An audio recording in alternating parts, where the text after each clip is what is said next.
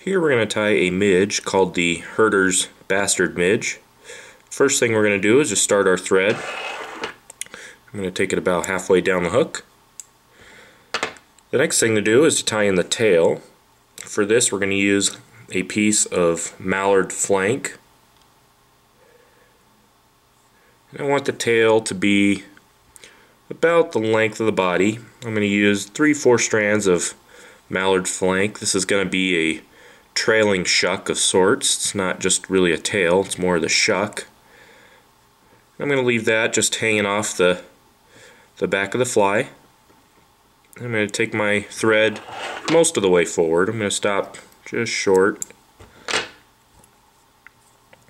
Now we're ready to tie in the body material. I'm going to use either bleached elk hair or bleached deer hair. And I'm going to use about 4 or 5 fibers.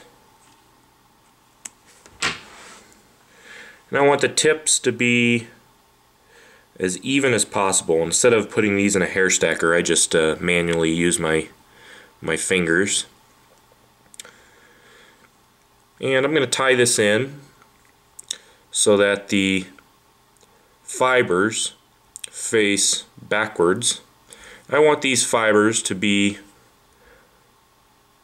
let's even this up here, I want these fibers to be the length of the hook, plus I want them to hang off of the front. So I want them to be the length of the hook plus a length to hang off of the back. So how I do that is I measure it by the tail. So I go one length because that tail was the length of the body, and then I double it. So that's going to be where I tie that deer hair in. I'm just going to tie it in right up at the front. I'm going to take it backwards all the way to the tail. Then I'm going to cover up all those wraps. I can trim out all the butt ends here. I'm going to cover up all these wraps so I get a nice clean smooth body. Then right where I'm going to tie in my hackle in a bit, which is about 1/4 of the way from the eye, I'm going to pull this deer hair forward, make a hump. I'm going to capture it just like so. And then I'm going to keep pushing that deer hair down. I'm going to wrap forward all the way to the eye. This will be the antenna or the legs of the midge. And I just leave those hanging off of the front. Now I have a nice spot to tie in my hackle. So I'm just going to take a piece of whiting grizzly hackle from just a rooster cape. I plucked a very tiny little hackle from the front of that cape. I'm going to tie this in right on the side of the hook. And I could trim out the stem, the extra portion. And I'm very delicately going to attach my hackle pliers. Now we're ready to wrap the hackle. I'm just basically going to make a little fine hackle, wrapping each wrap right in front of the other. Try not to trap any of the fibers.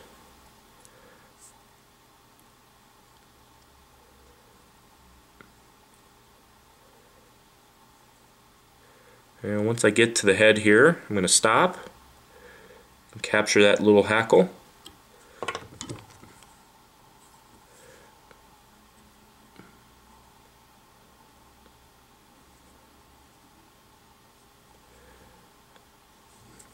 I could very carefully trim it out.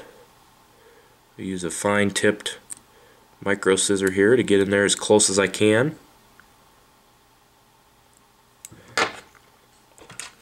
Now I can whip finish.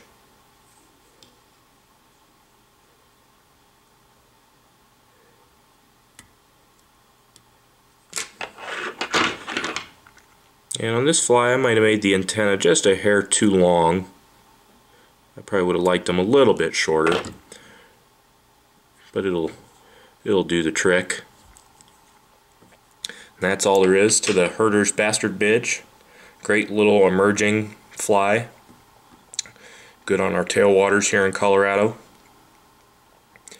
And you can get all the riffles at intheriffle.com, or all the materials at intheriffle.com, along with all the whiting, feathers, and products as well.